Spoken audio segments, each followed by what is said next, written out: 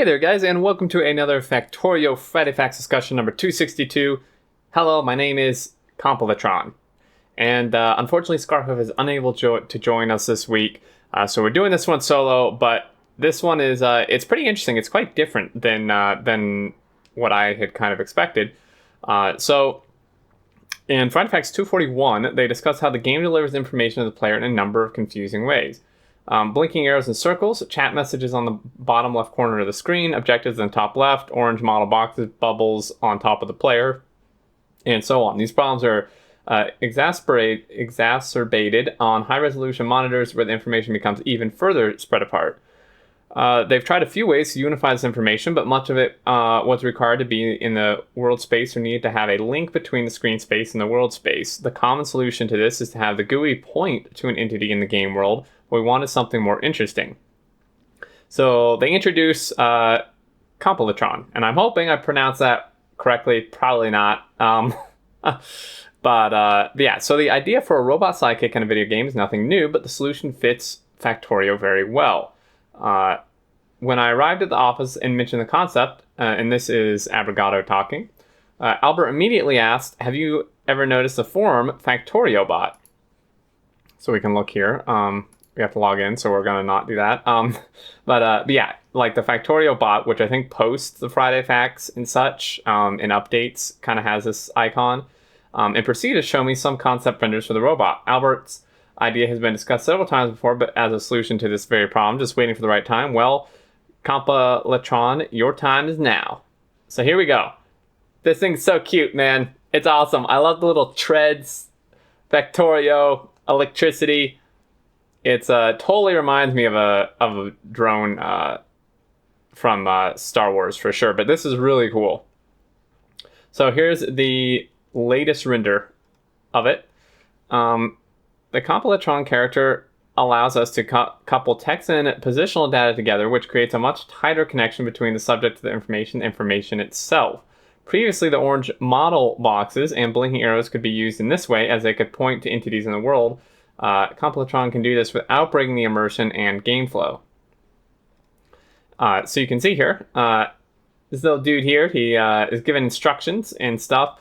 I do agree. I think this is really, really nice. Really much better than like the, quite honestly, ugly orange boxes that we have currently.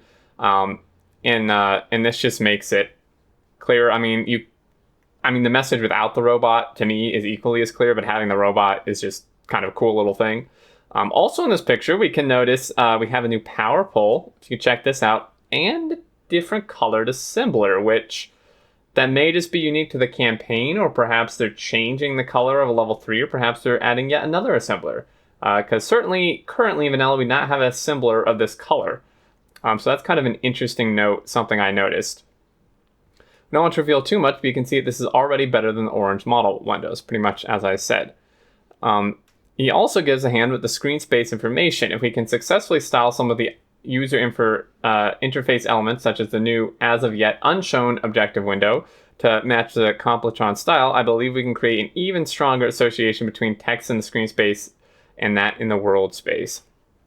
Another way he helps is to keep the immersion intact is as a plot agent. Currently, campaign plot events just happen when objectives are completed or when characters' internal monologue decides the next move. Now we have Compilatron act as a driving force of the campaign. It gives the objectives so the player interacts with entities during cutscenes and overall makes things less awkward than they are now. Now, I have not played the campaign, so I don't know if there currently are cutscenes, but for some reason I think there's not, but I could be entirely wrong. Cutscenes sounds really cool to have. I can't wait to see that stuff. I really look forward to seeing that. So these are two of the major benefits of having Compilatron. There are also some more interesting things we can do with it in the future. The specifics of how Compilatron will work and interact with the player are still in development, so expect some changes from what you see here. So far, I feel like the solution is working out, but not without some issues, the largest of which was working with the current unit AI. So this is written by Wayback. It's kind of technical. I think I'm just going to try to just summarize this whole thing. So oh, maybe not the whole thing. I'll read this first paragraph or two.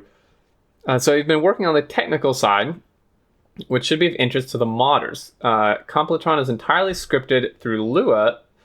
It is not a custom C++ entity at all, which meant we needed to add a few things to our scripting API to make it possible.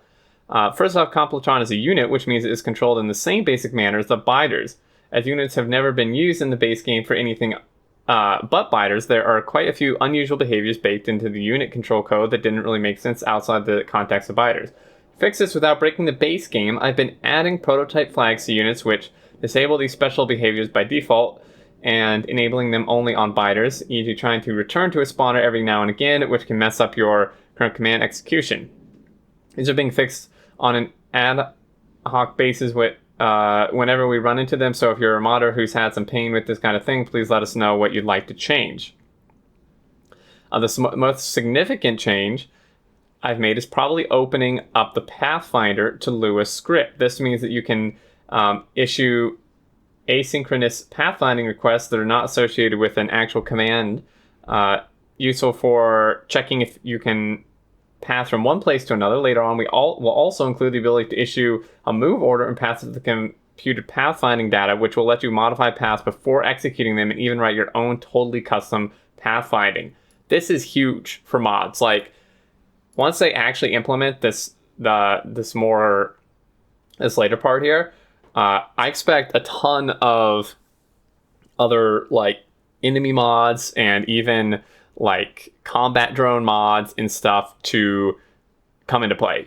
Because right now, like there is like the combat robots mod or combat, I forget what it's called, that I've spotlighted, and then there's some enemy mods, but they're fairly basic and have some issues a lot due to the pathfinding. So if people can write their custom pathfinding, I think this is going to be huge. This can just open up the window a whole ton to different mods like that. So in addition to what was mentioned above, there's been a whole lot of miscellaneous changes and additions. So pretty much just knowing when a unit has completed its current command, allowing units to pathfind through friendly buildings, walk over it, destroy it, then continue over the place it used to stand. Excuse me. Allowing units to path through and open friendly gates, which is really cool. Added a whole bunch of flags like go to location commands. Units will now avoid pathing through all friendly entities, as opposed to old behavior of only avoiding same force entities. Added new AI command stop. Added a new highlight box entity that will draw a selection box around a specified entity or at a specific position. Allowed speech bubble entity, which is pretty interesting. Allowing access to those scripts by this. I don't understand that.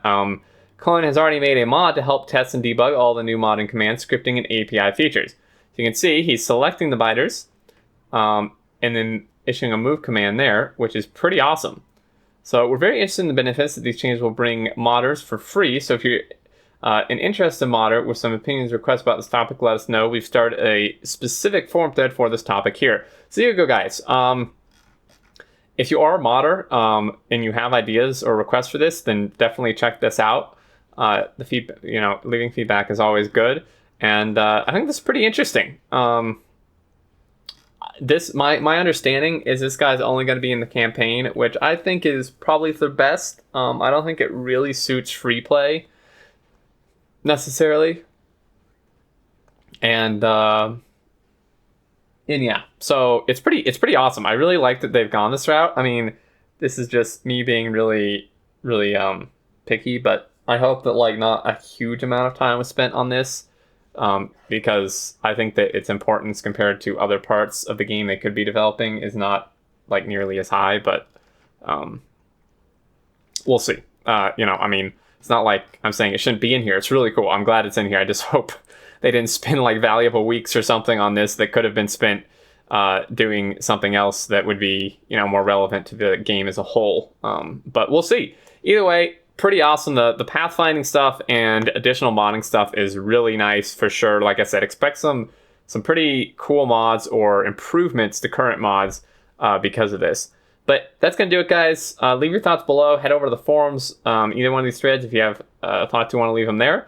And I think that's going to do it. As always, thank you so much for watching. I appreciate it. I hope you enjoyed. And until next time, I look forward to seeing you all, and do take care.